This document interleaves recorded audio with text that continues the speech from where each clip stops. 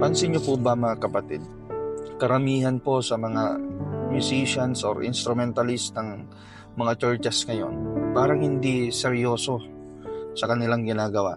Bakit ko po nasabi? Pagkatapos po kasi nilang tumugtog sa harapan, pupunta sila sa likod. Yung ilan naglalaro sa cellphone, hindi seryoso sa pagkikinig ng salita ng Diyos. Alam niyo po, isa pong paalala po ito mga kapatid sa mga worshipers po. Ang ating Panginoong Diyos ay hindi siya nakatingin doon sa galing po natin kahit gaano kakagaling. Kahit na alam mo lahat ng kanta, kahit ikaw lang yung akala mo sa sarili mo, ikaw lang yung maasahan doon sa music ministry, wag po tayong magmalaki mga kapatid. Ang pagsamba ay sa Diyos pa rin. Pinaka-importante pa rin na bigyan po natin ng tuon yung ating mga inner spirituality.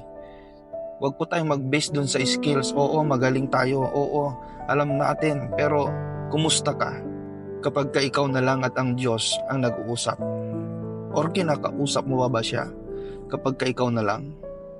Yun yung mga katanungan na ikaw lang makakasagot, kapatid. Maging sensitive po tayo mga kapatid. Ito po yung ministry ng kaaway, si Lucifer, bago po siya ibagsak. Pero ano po nangyari? Nagkaroon po siya ng pagmamalaki sa kanyang puso. At nung nagkaroon po siya ng pagmamalaki sa puso, ang gusto niya sa kanya na mapunta yung pagsamba. Ano ba yung purpose natin bakit tayo tumutugtog? Mag-perform lang sa harapan? Nagpasikat? Hindi dapat wala ka sa church. Dapat nandun ka sa labas. Kasi kung nasa church ka para tumugtog, kapatid, yung pagsamba dapat para sa Diyos. Kaya mag-ingat po tayo mga kapatid dahil napakadelikado po itong ministry po nating kinabibilangan.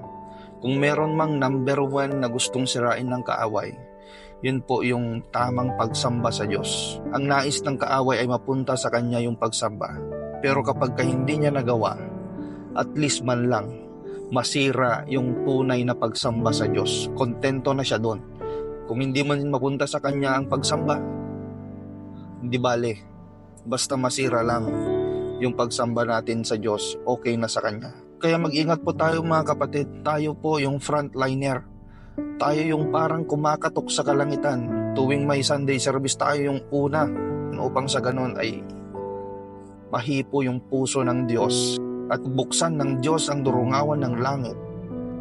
Hipuin tayong lahat. Tayo yung naglilid po mga kapatid sa mga tao para sumamba sa Diyos. Paano natin ililid yung mga tao kung tayo mismo hindi natin naranasan yung tunay na pagsamba? Kaya mga musicians, dapat maging seryoso po tayo at bigyan po natin ng kaseryosohan itong ating ministry na kinabibilangan. Purihin ang Diyos na buhay. God bless you all.